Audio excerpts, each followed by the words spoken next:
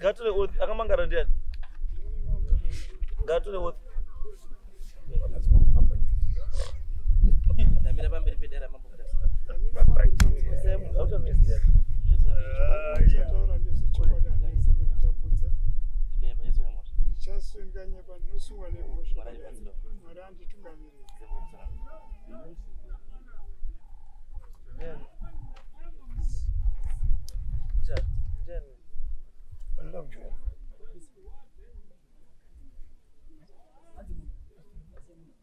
I'm sorry, right, it's a volume please. I'm sorry, Nini ndinozi George Munyarazi. Ndogara muvillage rekwamberi. Mushure maizvozvo ndinosinza kwaPranken. Ndarichibva kwaPranken uko ndikaona Simona Mberi achera gomba mukati memunda wangu. Gomba iranga riri Fokon. Fokon iyo vandariona kuti rakaita dutu refu vandaenda kuna Sabhuku. Sabhuku newo zvandaona mukati memunda wangu so ndaona pane dutu refu apo. Asi raratidza kuti racherwa naSimona Mberi. Ndozi chokwadi chandinacho.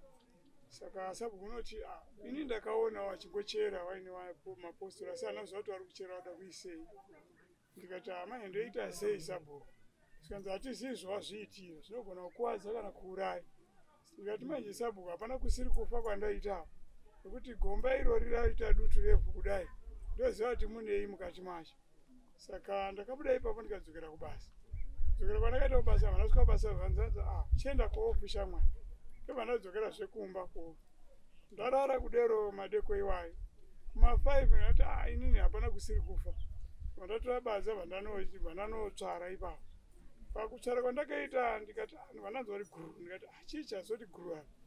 Ndikati pamwe ihari. Saka ndakatsvara kudero. Ndovandaona pari kubuda mazenge. Ndovandaona zenge riyari varatauka vandati zenge rinei vandati Samberi. Vandaona zvokune rimwe rezenge ririko. Ndobva ndabata zenge riro neshungu. Ndobva ndaritakanura nemavharo vandakandawo kunoti mavhu anga akadigwa mvura pamusoro pavo. Ndobva ndaona paine jongwe dzvuku rakasungwa makumbo. Ndobva ndati izvi hazvindikomboreri izvi neshungu dzandinadzo. Munda ndewangu handina chitema naye nani naSimona.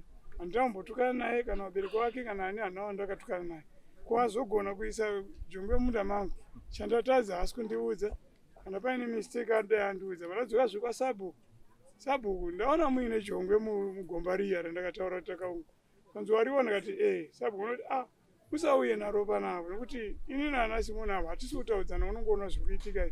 Saka iwo woita sei? Ndikati no. Regai ndiritore jongwe racho. Ndakatora jongwe zvishuwa neshungu yekurwadziwa kuti handina kutadzirana nemwanasikana. Ndobva ndarikanda pamba pavo vanaenda padhuze nebhedhurumu ravo. Vandafurata vanaenda hangukumba. Ndagara kudai ndikati mai mwana ndiri kuendawo kwandiri kuendawo. Uchenje ucharise zvinhu zviri kuitika nekuti handichanzwisi zvichaitika apa pamusoro pejongwe. Saka munyama wacho abva atora shama dzake dzavanonamata nadzo. Ndobva atora jongwe rabva aisa mubhaketi vadzosera paya pawarifushira. Mudzimai ndobva ati vanonge vadzosera jongwe riye. Ndobva ndaenda paya vandaona zvepane dutu refu. Ndoti izvi handichazvigoni kuti ndizvidii ndifukunure futi.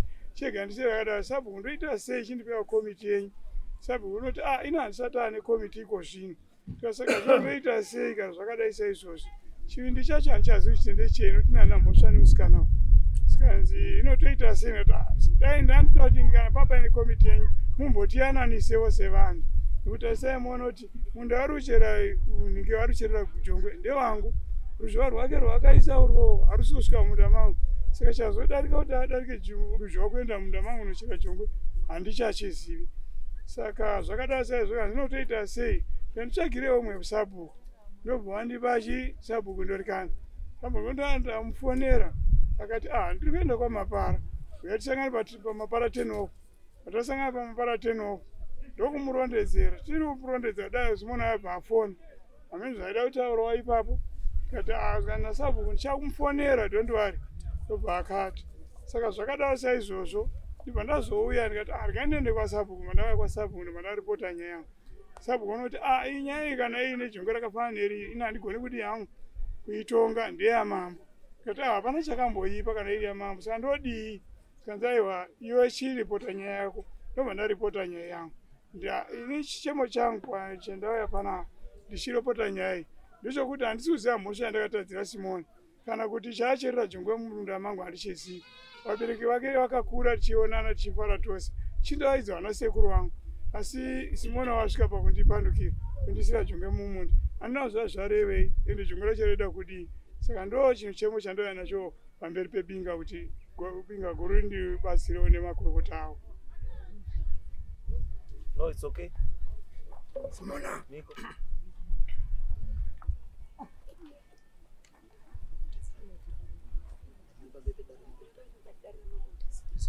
Volume. Hatizombodzwa. Ndikanye panchara kone musha. Marani basi wangu. Pamusoro edare ramabhudhasi. Nyaya iyi yatangira pakati. Chekutanga nyaya yakatanga musi wa9 July 2023. Baba awa wakauya kubva kwawaigara handizivi kuti waigarepo, wakazongoenda ndofunga kuna na 89. Zvadaro izvozvo inini sekugara kwandinongoita pamba. Wakauya pamba wakapfura chienda kwaSabu. Vaenda kwaSabu ndisizi zvakaenda kutaura naSabu handizvizivi ndandisipo. Vakadzoka havana kuzodzoka nepamba, vakabva vachechenedza vatenderana nekuseri kutoilet vakwidza vaenda kumba kwavo. Vakasvika vachitora machisi kumba kwavo vadzika pamunda. Vatanga kubekedza mazhonje paiwe nemirwi mitatu yaiwepo yatatakarima 2022. Wabekedza mazhonje iwaya hana kupera musi uyoyo bhozi wakanga wauya zuva rovira. Musi wa10 July wakaya futi seconds ndobva wapisa futi mazhonje iwayo. Hapana akavabvunza. Ndakada kutosimuka pana ndakagara chida kuenda paseri peimba yedu ipapo. Ndobva mhai wangu bva nditi aiwa usadini usasimuka kuendako ngokuti pabva kwaSabu hatisi kuziva zvataurwa kuchi Sabu. Saka iwewe dini gara pasi. Ndakava ndagara pasi apisa mazhonje ake bva apedza. Hana munhu akaya kumbobvunza naye kana kutaura naye kuti imimi paposheni pamairima zvakafamba sei kuti murime paposheni ipapo. Yeti paposheni ipapo pagara patori nemugano uripo unotaura kuti iwe unofanirwa kuguma apa bhozi pane zvimbuya zviripo. Saka iye akauya achibva apwanya zvimambuya zviya.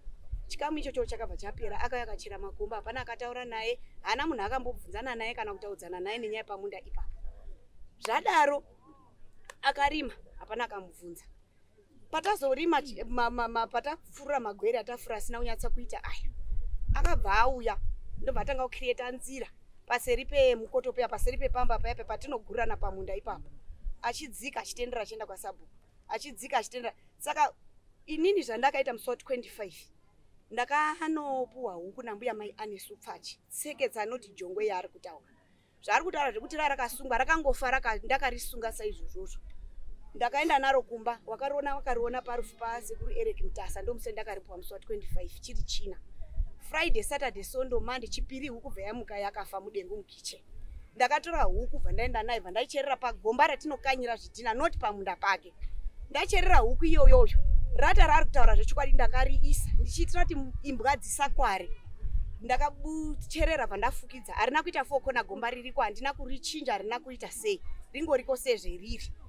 Ndakacherera huku, ndakangocherera ndichiti sezvo tisingayichinja kafa chegarega ndidi ndicherere huku. Vandatodzoka vandagara pamba. Ndakabuda inini vandaenda kuhuni yange yaMandi makuseni. Ndinobudawo pamba kuma5. Ndakazodzoka kuma7. Ndipo ndakasvika huku yakandwa pamukowa. Ndototi yes, huku yakandwa pamukowa zvafamba sei? Wakadzi warutara ndina mati nawo. Wakadzi wanonamata kuwatsoma ndoko wanonamata kuDiseverance. Ini ndonamata kuEbeneza kwamundenda ndoko andonamata. Akabva ndasvika ndakati chirurewe anoita kana kumboti ndite chirewa bhozi huku ndina ndakaicherera isina kana chikonzero kana purpose yayo. Ndakakotama ndikanonga huku yangu ndikabva ndaikanda mubhaketi.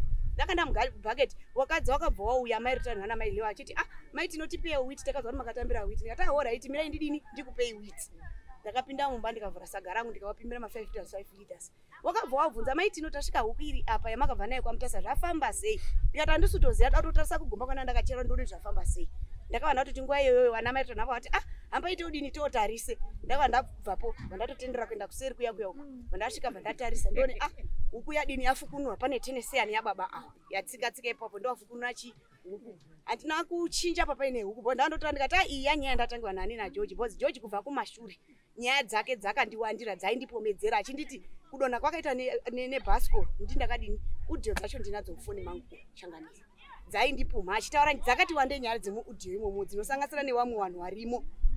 ndakabva ndanyara ndikati baba wari ngondipa uroi ndakawashaishireiko vanoti nini ndakonzera kuti vadonhe nebhasikoro ndakanga ndiruziya rendo pavachada kupfuura ndipo ndichivateera tsono dzavo ndakangonyarara handina musi ndakambobvunzana nawo karo ndakambotaudzana nawo handina ndakava ndanyarara ndobva ndabva kuseri kwandaningiri ndabva ndasvika ndadzosera huku bva ndafusira zvayange ingori bva ndadzoka bva ndauya bva ndadini bva ndatoita basa rangu semazuva ese ndopakaenda kwasabhuku ndandisikwa handiziti wakataurwa kuti ndisabhuku ndobva ndakangogara pamba ndopandakazoka kwazi George waendepi waenda kwamaikendi ndokwaenda koti adini aende kotaura nyaya yake ikoko sabhuku ati ngaendepi ngaende kwamaikendi waende kopuwa mazano ekuti adini auya amangere nyaya kunoku zvemako handina kuzviteerera ngo ndakati ari mwacho zvemako hazvidi kunyanya kudini kuteerera ndakabva ndangonyara ndikati ndikatienda saka sabhuku wacho watadza here kuti zvaenda kotaurwa zipane uyo akati jongwe ina huku yanga isiri jongwe itseketsa ndobva agara saka ndakati saka sabhuku zvaenda kotaurwa watadzawo here kuya koona gwara dini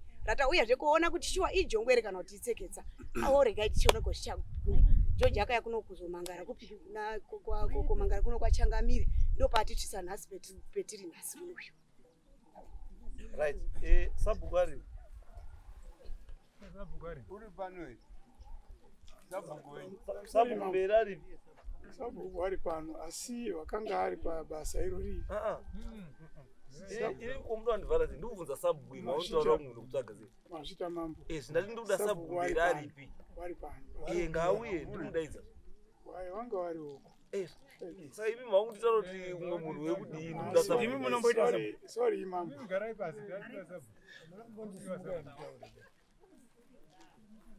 hapana alright nyaya yenyu chaiyo iri papi nyaya yenyu chaiyo iri papi pamusoro mambo pamusoro kumenda no izwaika because ndine kafeelinga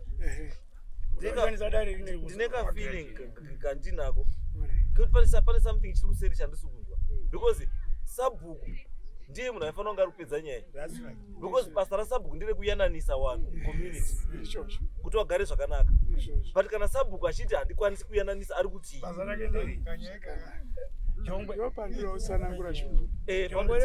chisanangura ndingabuda kutsanangura sabhuku chisanangura tii panhau yasabhuku kuti asasvika apa sabhuku akati uye hanzvadzi yangu iwe uri muzukuru wangu handigoni kukutongai asi zviri nani ndiise kupi kuna sabhuku chii ndorikani sabhuku ndorikani ndati basi nekuti imi muri hama musi ndikati iwe uri wrong ndoita senda kusaidiri ndikati iwe uri wrong ndoita senda musaidiri saka izwai zvebambo izwai bambo izwai bambo umwe ndiwedzei mambo basa redu isusu handi rekutakidza ukama ba hatine nezveukama isusu kana waya padare pana kutotarisa nyaya kuti nyaya yakamira sei kuti igadzirisike ndo zviri important zvekuti uyataura kuti uri muzukuru wangu uri hanzvadzi yangu uri chii changu isusu hatinei nazvo zvizezvi inini wangani wazukuru wangu apa kana wanamukoma wangu wana sekuru wangu andakatonga vana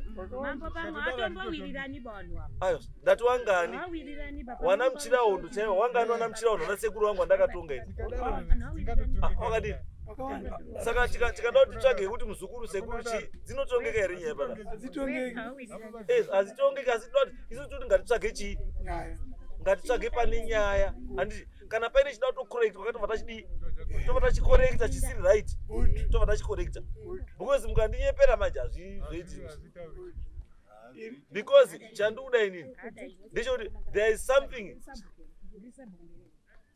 pane something chandiri kuona pane something chisiri kutaurwa ba handizvo chekutanga chandoda kuti ndizwe chandoda clarification chandiri kuda clarification chekutanga ndechekuti uyu akaenda kocherera huku handizvo mirai uyu akaenda kocherera huku handizvi uyu obva abvisa chii huku already that action iri kurakidza chii chiri kurakidza nyaya ownership nzvimbo ndeani makaiswa huku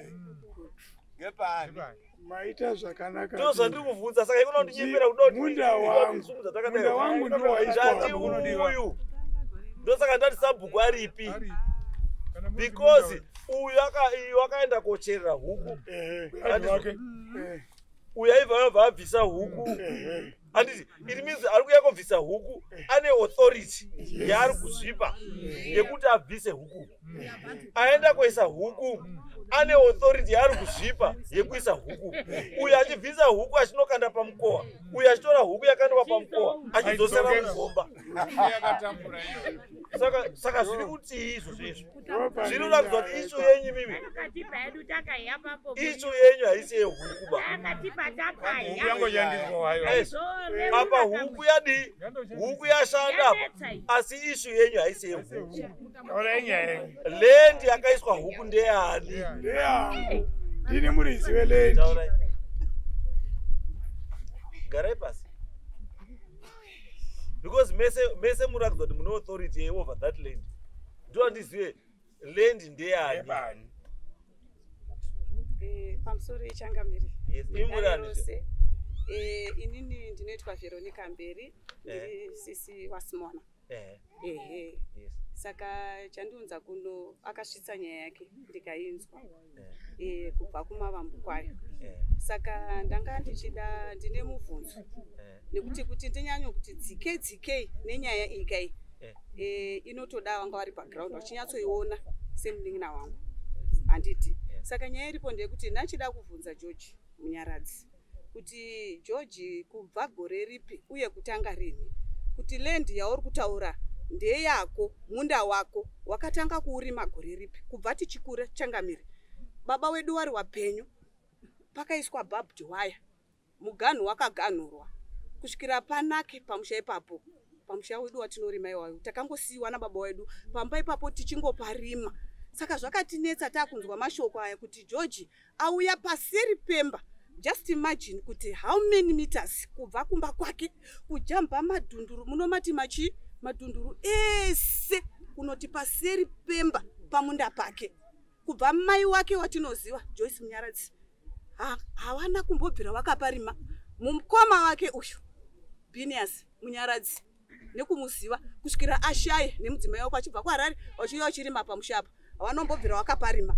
Saka ndo mubvunzo wangu toda kunzwisisa kuti kuzoti iwewe uye zve 2 minutes zvaakaita kuuya pamusha pedu kuti adzoka kumusha achibva kwanzi aigara handizivi kuti anga kugara kupini obva auya abva ati nhasi munda wangu ende akangosvika hana wakataura naye haana wakabvunza akangosvika ndobva atotanga kutopisa mazhonje aitaura handiti akangosvika ndokunganidza ndokupisa ndokutotachera makomba uye anoti hana kumbomubvunza ende chiri chokwadi amene anogona kundidaira kuti paakatanga kuzviita akambotaura naye here wakambotaura nawe here kuti ndachera makomba ndakutopisa ndauya kuzorima munda wangu maita yenyu Changamire ndosaka ndatika isatarisiwana tinotarisa nyaya zvese zvamunotaridza pane jongwera hapana jongwe kana tseketsaira hapana which means kuti nyaya yenyu yetseketsa nerataka yakuuya asi pane nyaya chaiyo hombe iripo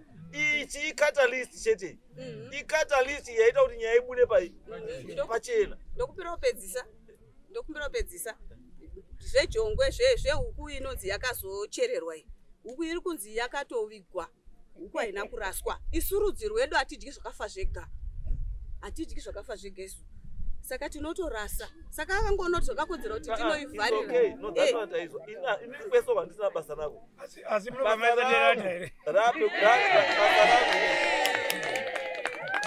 basa rangu inini sumukai bambo imimi lendi ndeyani lendi ndeyedu yairimwa ichiwe lendi ndeyangu ndeyangu makamboparima here zvakanyanya okay pane chilendi makaiwana rini because kuziya kwandoita inini kana iri lendi yekare mukadzika pakona urikuona pane muhondo pasaidi pemuhonda pane chimbuya mukadzika nerodi iyi dzira irape musvika painoperapo pane chimbuya chine nhamba 3142 muriza ndidara chimbuya kana chirongwa chimatombo anenge akaunganidzwa chinhu chiya chakakura dai chine kondo nhamba chiri registered kwa DC kwa DA kuti kondo number 3242 ndeya Mutsata andizvo saka imimi netime makagarapo wana Munyaradzi naNamberi hamufanira kunga muine dambudziko remugano because panofanira kunga paine pane chimbuya mbuya kana kuti chirongwa chiripo achina usingazivi Mamberi mirai ndatobvunza ndakamubvunza inini zvakubvunza iwe rusumudza maoko pindura tisumuka ndoda kupindura pekuti chirongwa charuti chiripo Shumba papa ine mupangara munoziva zvinoita mupangara kana wakura unodai saka mupangara iwo ndo wakatemwa newakomana pari kunetsa nyaya yenyoka yaigara muchidzere imomo saka pakatemwa mupangara nanhasi zvimidzi zvemupangara zvacho zvitoripo ndo chaari kutaura kuti chimbuya mbuya pari kuti ndo panoguma munda wake chimbuya mbuya chacho wakachipwanya kuramba kekutara panoguma munda chaipo wakachipwanya uyu achibva atora zvimapfifa zvo zvinenge zvakarongwa zvimarongwa zviya achibva agadzira mugano wake iye unodzika wakatarisa mukati memunda kudai uchitadza kuuya kobuda kuti ugadzire unoenda koguma pane munda ipabozi chakanga chimbuya mbuya chitonyatsotaura kuti iri sango rira rakadai chimbuya mbuya chachiri pamberi iye bvauya bvatorabadza vachipaza asi kupaza kwakaita tikatoenda izvozvizvi haana kuzopaita level chakangoramba chakapangidza kuti papa ine chingoripo shepe chimbuya mbuya chaakapwanya chiripo nokuti paari takarima angasi papasingarimwi because pakazotemwa chimupangara papasina munda pakazara zvimihonde nemipangara neinei pakatemwapo 97 nehanzvadzi dzangu ana matwinzi inini angasi nyika ino ende anga asingaparimi papari pachidzere padondo saka ndakamuzwa nyaya yenyu pairi nyaya yenyu inyaya yeownership yeland saka chinoda kuti temenwa inyaya yeownership yeland because ndosaka ndikuti sabhuku aripi because sabhuku whether ihama yake uyu kana kuti haisi hama yake uyu kana kuti ndianika anofanira kutaura chokwadi kuti chokwadi apa zvakamira sei aiwa zvikananga ari panapa kanyaya kahese tapinda anoenda kupi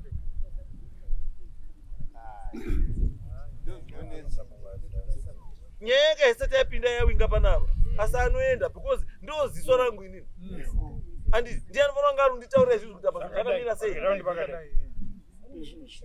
saka vada kuti nini ndiende inini Mbuya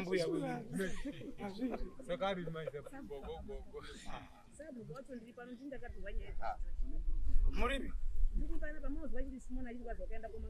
ndo zvaakataura George wacho ndatobva nyaya dzisateswa ende kana kuiswa rema ikaiswa pagroup 1 yakataura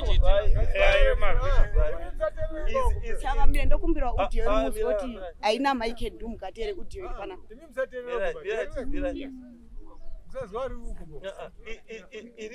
inini handisi kuda chii inini idzo nyaya dzimwe dzekuseri I am not worried about that dzekuseri ndedzekupi ngadzirambe dziri dzekupi inini ndikuda nyaya yekuti pari kuita nharo apa pari kuiswa huku nei apa ngepani ndikangoti temenepo ngepani then uyu akaisa huku kana akaenda kuisa huku musiri make ngaabvise huku yake asi uyuwo kana wakabvisa huku mukati meyadhisiri yako simba rekobvisa huku mushambe mwano wariwanepi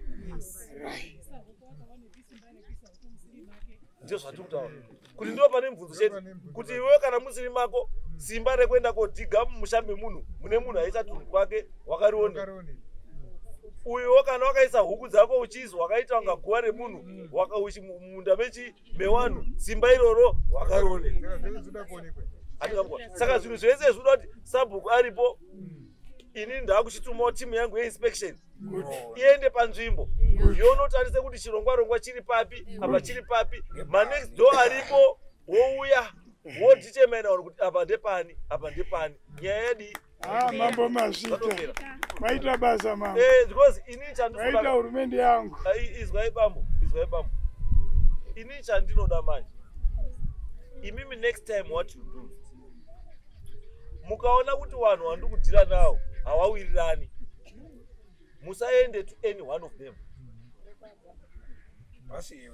munozwa poine ndiunzwa poine mukanzwa kuti ava vanhu havadi hawawirirani handiti musaende kune hwani wechi wavo tsvagai eneutral chi person anoya pakati. Because the moment unoenda kune umwe usingaendi kune umwe, you become conflicted. Because wakuzone interest. Andizo. Zvakafanana kuti vanhu ava pamapangwa vanhu vakawanda. Umwe anotouya kuti nyaya nhasi iri kudare kudai. Munoti mangwana neshupa tionane. Andinoka nyaya zvakakwana. Kana uine nyaya iri kudare ngatisangane papi? Pakati. Handichadiba vanhu vanouya kumba kwangu vaine nyaya dzavo. Vanhu vese kudare ngatisangane papi? Because inini zvandinoita nyaya dzese idzi akamona nyaya dziri kuerengwa pasamona ini ndinotoazwira pano kutozi nhingi versus nhingi ndozvizwira pano ini wakomana wandozvizwa ndakati handidi kutombozwa kuti nyaya dziriko ndedzei handidi. Why? Because ndichataura pana mai wako handizvo ndotanga kutoita tsitsi nekutokereka musoro kuti saka mai ndokuendasei ndoti ayi ngatizwe nyaya tapapi ndosaka taisa gedhiro hatichadi vanhu vanopisa geti munhu wese kupi nyaya dzoya kunototonga chii. Saka vakomana iyi takuida kuti muswani 7 ngaidzoke asi chiende kupi inspection. Maenda kuinspection moona sabhuku moona vanhu vakadii wakatenderedza then mouya back todii tozwa nyaya yopenza.